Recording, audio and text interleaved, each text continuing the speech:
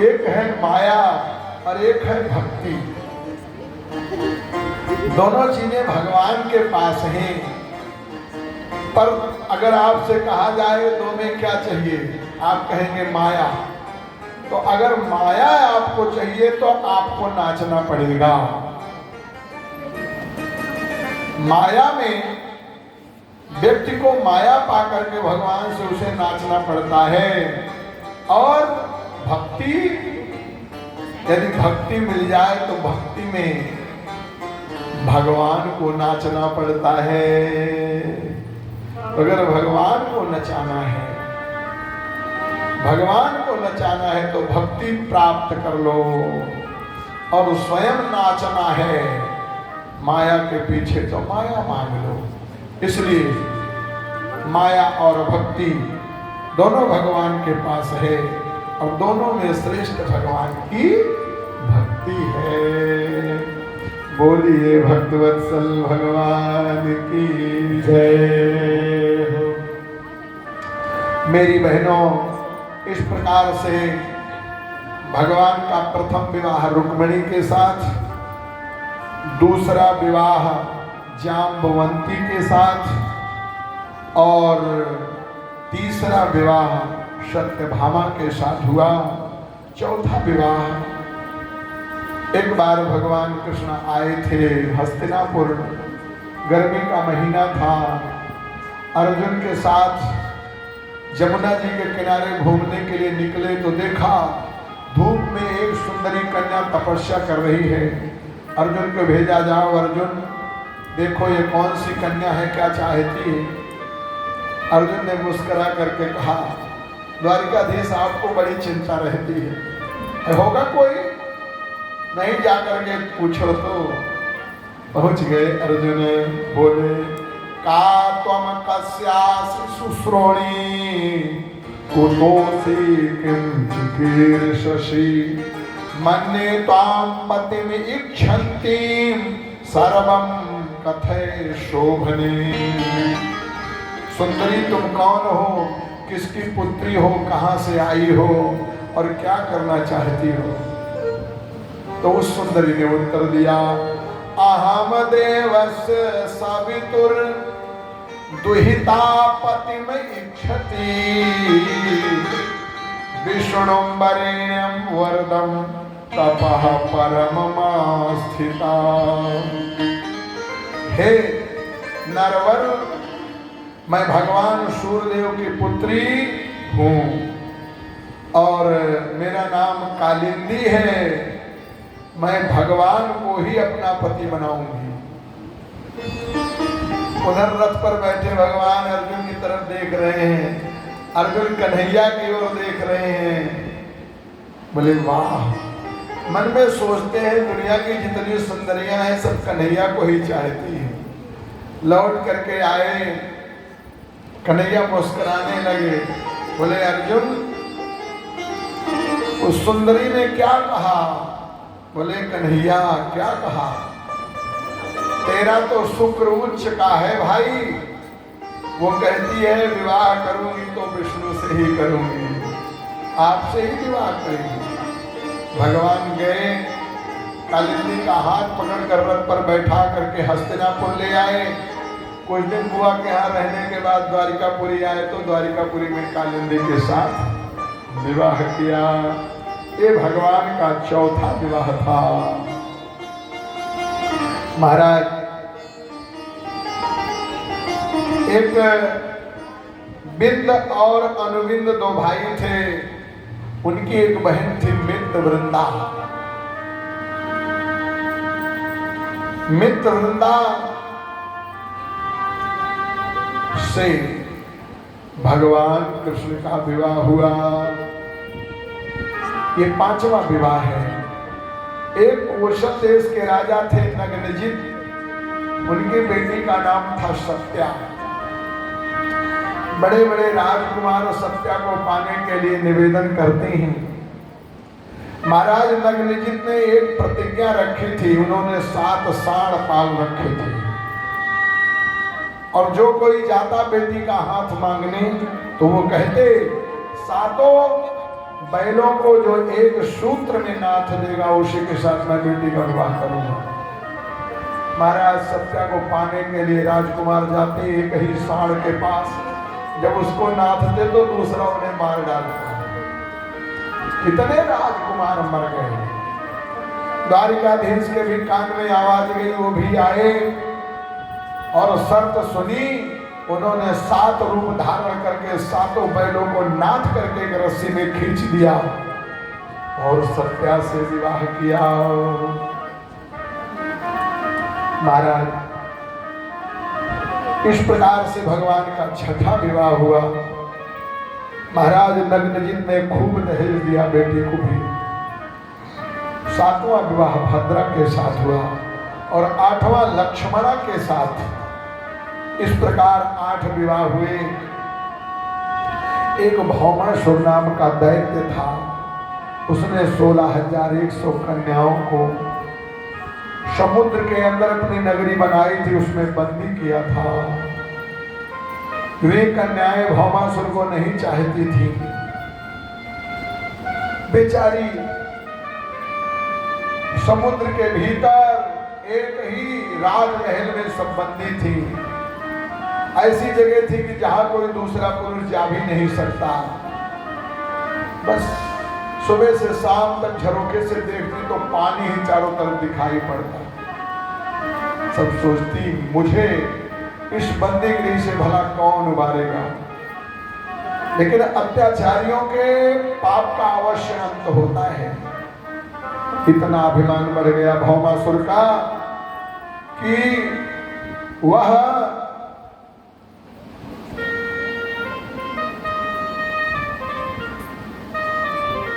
देवराज इंद्र की माता अदिति का कुंडल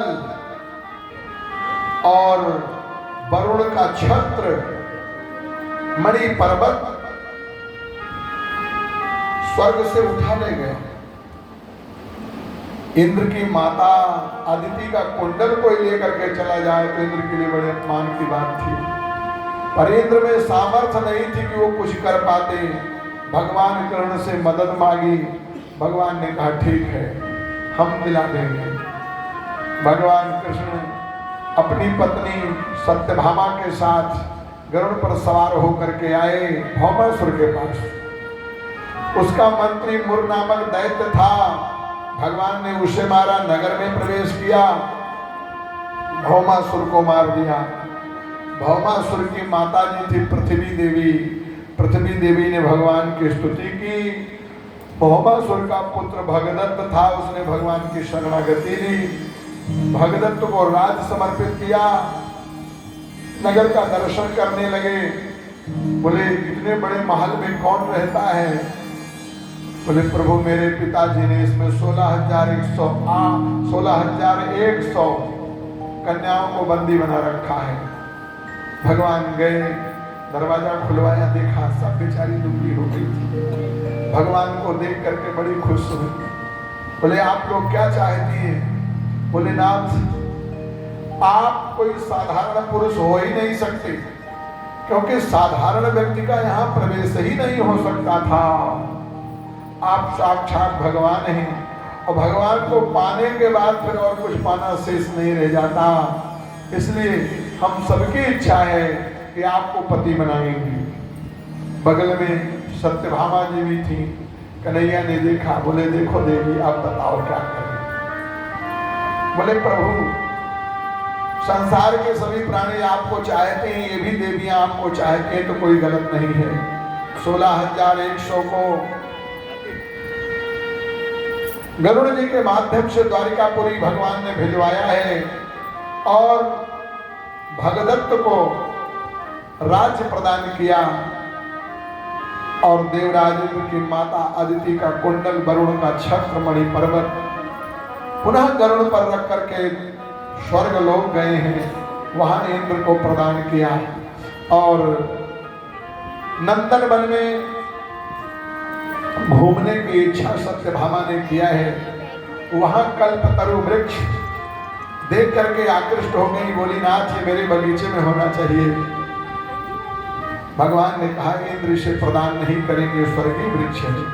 बोले आप जैसे समर्थ पति की पत्नी होकर के एक वृक्ष के लिए तरसना मुझे।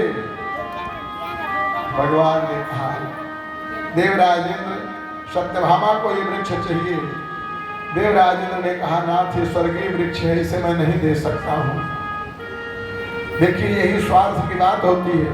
कहा भगवान इंद्र को उनकी मां का कुंडल, वरुण का छत्र, मणि पर्वत ला करके प्रदान किए और भगवान की पत्नी ने कल्प वृक्ष की चाह की तो इंद्र ने मना कर दिया। अंत में भगवान से युद्ध होता है। इंद्र को परास्त करके भगवान ने वृक्ष उखाड़ लिया, गरुड़ के पीठ पर रख करके द्वारिकापुरी लाए और सत्यभामा के उद्यान में लगा दिया। और फिर विद्वानों को बुलाया, भाई लगन देखो।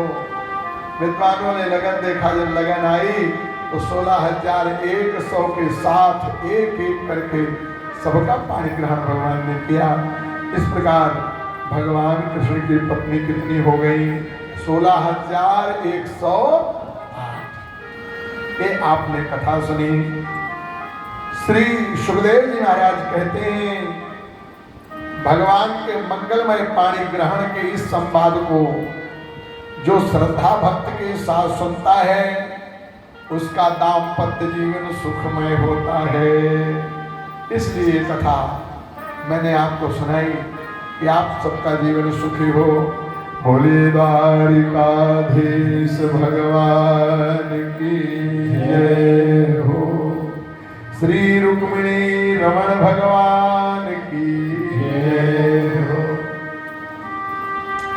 भगवान तो भगवान है, लेकिन एक साधारण मनुष्य की तरह संसार में लीला कर रहे हैं, दुनिया के प्राणियों को शिक्षा दे रहे हैं। एक दिन भगवान को रुक्मिणी से विनोद करने की सूझी।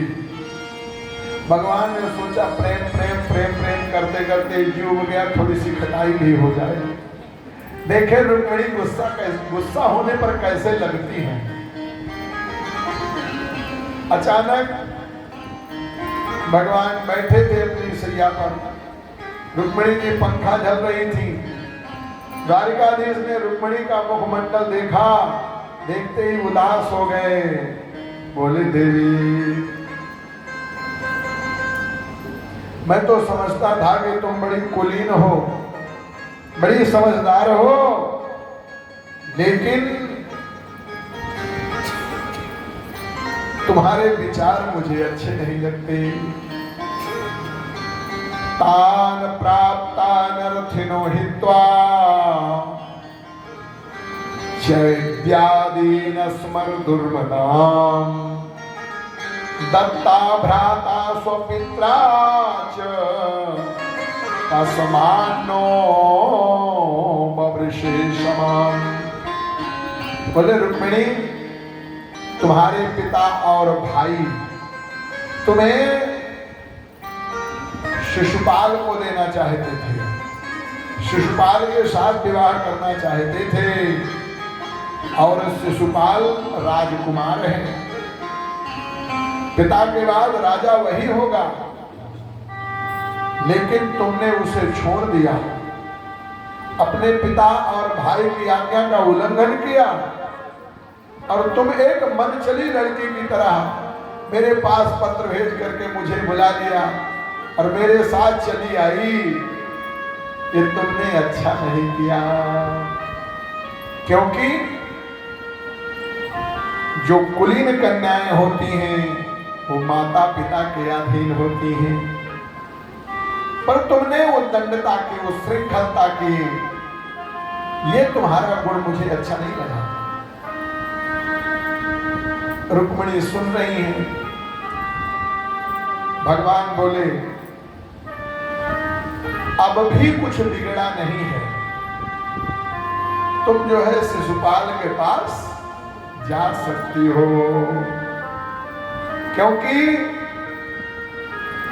एक तो मैं जीवन में कभी राजा नहीं बन पाऊंगा, दूसरे मेरे गोत्र का कोई पता नहीं है, मेरा कोई माता पिता नहीं है, मेरी कोई जाति नहीं है,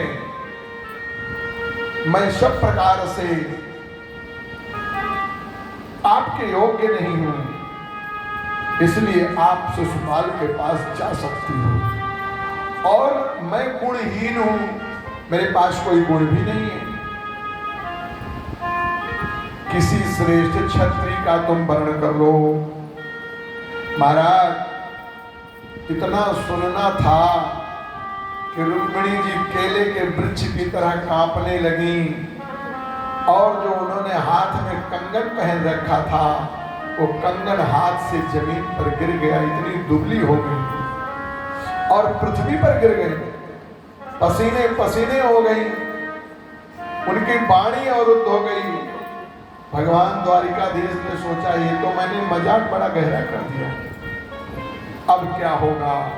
जल्दी पर्यंक से नीचे उतर करके चेहरे पर पानी का छींटा देने लगे और अपने पीताम्बर से मुख पोंछने लगे। देवी रुक्मिणी, देवी रुक्मिणी, क्या हो गया, क्या हो गया, क्या हो गया, बोलो बोलो, तुम बताओ, तुम चेतना ले आओ। भगवान बड़े विकल हो गए, पंखा पंखा चलने लगे। रुक्मिणी ने धीरे से आंख खोला।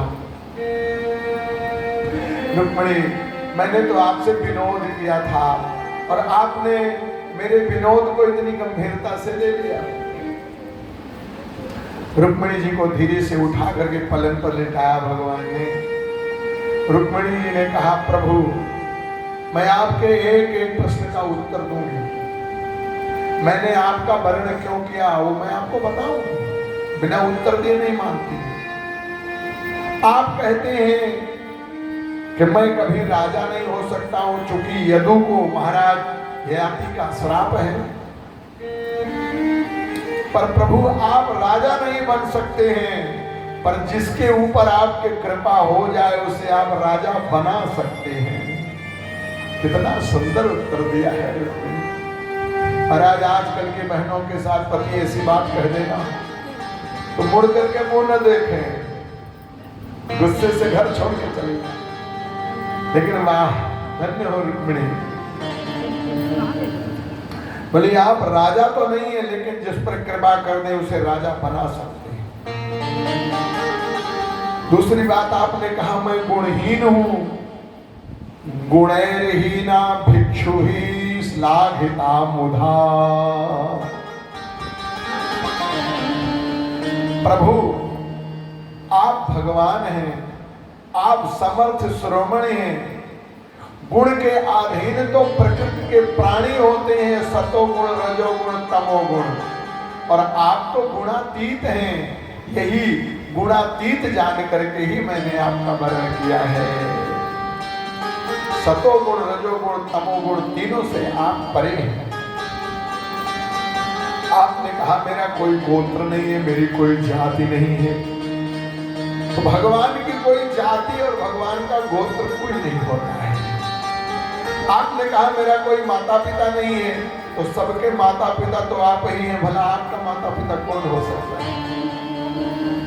रुक्मिणी ने इतने सुंदर उत्तर दिए कि भगवान अवाक हो गए, मुस्कुराने लगे और जो है रुक्मिणी की प्रशंसा करने लगे। देवी तुम महान हो, तुम्हारी महानता का गुणगान मैं कैसे कर सकता हूं। इस प्रकार से भगवान रुक्मिणी से कभी कभी वाद विनोद करते थे। बड़ा सुंदर दाम्पत्य जीवन भगवान का चल रहा है। यहाँ तो संसार के लोग बेचारे एक परिवार को नहीं संभाल पाते, रात दिन दौड़ते रहते हैं, फिर भी पूरे नहीं होते, अधूरे रहते हैं।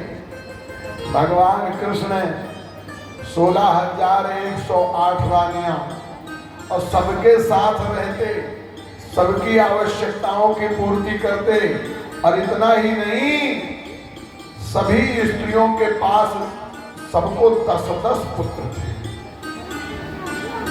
चारुदेषणः सुदेषणश्च चारुदेहस्य वीर्यवान् सुचारुश्चारुगुप्तश्च भद्रचारुस्तथा पराः चारुचन्द्रो विचारुश्च चारुश्च दशमो हरे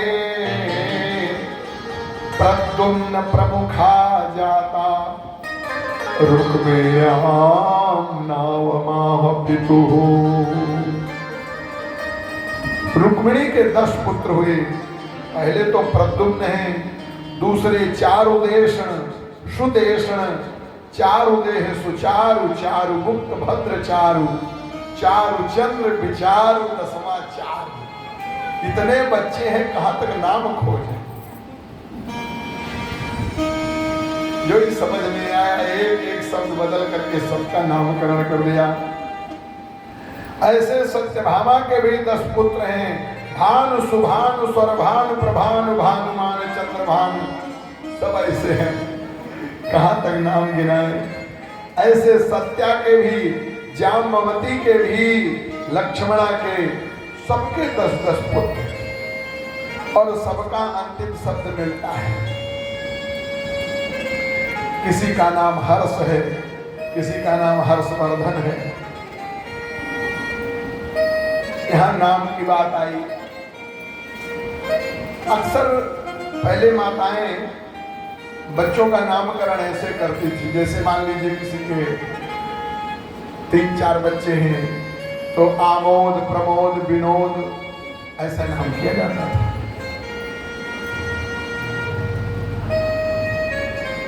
एक माताजी थी, किसी संत ने कहा कि नामकरण संत महापुरुष से कराना चाहिए, नाम का बड़ा प्रभाव होता है। जैसा नाम व्यक्ति का रखा जाता है उसमें वैसे गुण आ जाते हैं। आजकल की परंपरा में तो लोग नाम ऐसा रखते हैं कि जिसका कोई अर्थ ही न हो। और पहले तो भगवत संबंधी नाम रखते थे। राघव माधव गोविंद दामोदर नाम लेने से भगवान का नाम आया। बहनों का नाम रखा जाता था, उर्मिला राधा रुक्मिणी सीता आदि। पर आज के नाम तो बड़े ही विलक्षण हैं, तो लेने में भी क्लिष्ट होते हैं। ऐसे ही भगवान के समस्त पुत्रों का नाम जो था साभिप्राय और अर्थयुक्त था।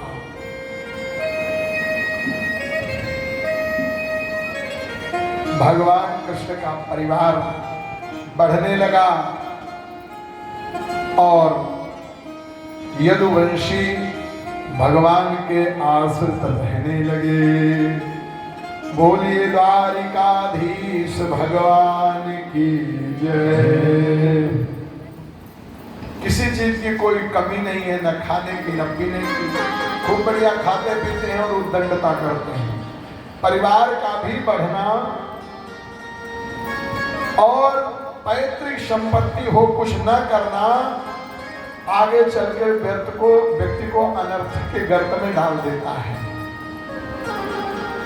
भगवान द्वारिकाधीश ने अपने सभी बेटों, यहाँ बेटे भी थे, नाती पोता बहुत हो गए। 10 पुत्र और 1-1 कन्याएं हर पत्नियों को थी। महाराज एक दिन भगवान द्वारिकाधीश एक उद्यान में अपने पुत्र और पौत्रों के साथ थे। 4 बात सिखाई, भैया जीवन में 4 कार्य कभी मत करना अगर सुख से रहना है तो। बच्चों ने कहा दादाजी बताओ क्या करना है। बोले कभी जुआ मत खेलना, कभी शराब मत पीना, कभी जीव की हिंसा मत करना और कभी किसी संत की हंसी न करना, साधु जैसा भी हो। पर कोई चीज बहुत ही सहज में जब मिल जाती है ना, उसकी कीमत लोग नहीं समझते। ये भागवत के दिव्य दिव्य मंत्र सुनने को मिल रहे हैं। जो भाग्यशाली बहनें हैं, भाई लोग हैं, वो तो सुन रहे हैं। लोग सोचते रहे तो होता रहता है, टेलीविजन में सुन लेंगे। बड़ी भागवत सुनी है, सीडी लगा करके देख लेंगे। बड़े बड़े विद्वानों की कथा आती रहती है, सब सुन लेंगे, सुनते भी हैं लोग, सुनना चाहिए भी। पर याद रखो मेरी बहनों, मेरे बंधुओं, वक्ता के सामने बैठ करके कथा सुनने में और टेलीविजन में कथा सुनने में अंतर क्या है? दोनों में अंतर है। वो भी कथा है, ठीक है, भगवान कथा आप सुन लेते हैं, पर वक्ता के समक्ष श्री भागवत जी विराजमान हो और एक अनुष्ठान हो, उसमें बैठ करके कथा सुनने का फल जानते हैं क्या होगा? कथा तो आप सुन ही रहे हैं, वो तो जीवन में आपका मंगल करेगी ही करेगी, लेकिन भागवत भगवान और भागवत प्रवक्ता ये तीन रूप होते हुए भी तत्व से एक हैं। इनकी नजरों से जो कृपा की किरण, आशीर्वाद, दया, उदारता निकलती है, वह जो है श्रोताओं के पाप, ताप, संताप तीनों को दूर करती है। यह लाभ अलग से कथा सुनने में नहीं मिल सकता है। ये इसलिए जो है कथा कहीं हो तो जरूर जाकर के सुनना चाहिए। भगवान शिव जी स्वयं कथा के रचयिता हैं, उनसे बड़ा विद्वान हो ही कौन सकता है, लेकिन वे स्वयं ऋषि महर्षियों के यहाँ जाकर के कथा सुनते थे। अगस्त जी के यहाँ जाकर के कथा सुनते थे। एक बार कुंभज ऋषि पाही, एक बार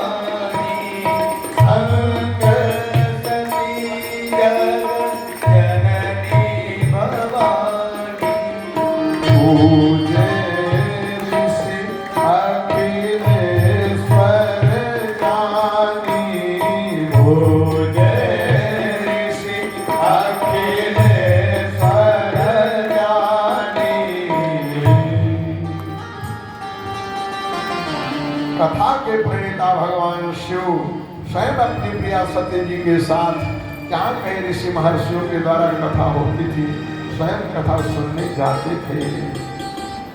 कथा वक्ता के द्वारा जब कही जाती है तो उस कथा को सुनने का कुछ एक अलग ही अनुभव, एक अलग ही पुण्य, एक अलग ही लाभ होता है। भगवान कृष्ण ने अपने पुत्र पौत्रों को सिखाया कि इन 4 कामों से बचना। बच्चे सब खेल रहे थे, भगवान बैठे थे, कोई गेंद एक सूखा सा कुआं था उसमें चला गया, खेलते खेलते। एक दो पवनम राजन जग मुर्यद कुमार का, बिहर तुम श्याम प्रद्युम्न चारु भानु गदादय। महाराज खेलते खेलते लोग प्यासे भी हुए, संयोग से उस कूप के पास गए तो देखा उसमें गिरगिट पड़ा हुआ है, बड़ा विशालकाय गिरगिट। तो भगवान से बोले, दादा देखो ये कुएं में गिरगिट पड़ा हुआ है। तो बोले निकाल दो।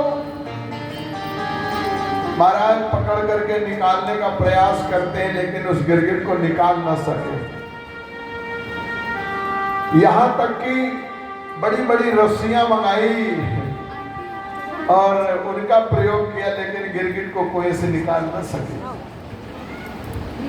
सबको असफल देख करके भगवान स्वयं गए। देखते हैं भैया, हाँ गिरगिट तो बड़ा विशालकाय है, ऐसा गिरगिट न देखा गया न सुना गया, बड़ा भारी शरीर का था। भगवान ने कहा चलाओ हम प्रयास करते हैं। जैसे ही भगवान ने उस गिरगिट को निकालने का प्रयास किया, रस्सी पकड़ी, तो भगवान के संस्पर्श मात्र से उसका गिरगिट का शरीर छूट गया और उससे एक बड़े सुंदर राजा निकल गए। भगवान ने पूछा,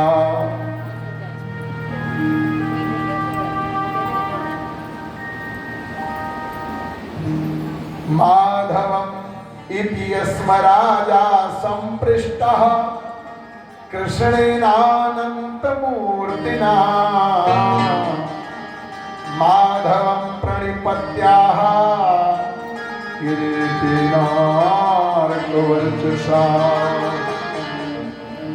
भगवान ने पूछा, भैया आप कौन हैं? कोई श्रेष्ठ देवता हैं कि कोई राजा हैं, और किस फल से आप जो है गिरगिट हो गए? उसने अपने किरीट मुकुट को भगवान के चरणों में डाल दिया। बोले प्रभु आपने पूछा तो मैं अपना परिचय देता हूं। मृगो नाम नरेंद्रो हम इक्ष्वाकुतनया प्रभो दानि स्वाख्यायमानेषु यदि ते करिणमस्पृशम्। हे महाराज, मैं इक्ष्वाकु नंदन नृग हूं। मेरे पूज्य पिता का नाम महाराज इक्ष्वाकु है। अगर आपके कान में दानियों का नाम गया होगा तो आपने जरूर मेरा नाम सुना होगा। पृथ्वी के धूल कणों को गिना जा सकता है, आकाश के तारों को गिना जा सकता है, यहाँ तक कि समुद्र की जलबूंदों को गिना जा सकता है, लेकिन मैंने इतनी गाय ब्राह्मणों को दान की है कि जिसकी गणना नहीं हो सकती।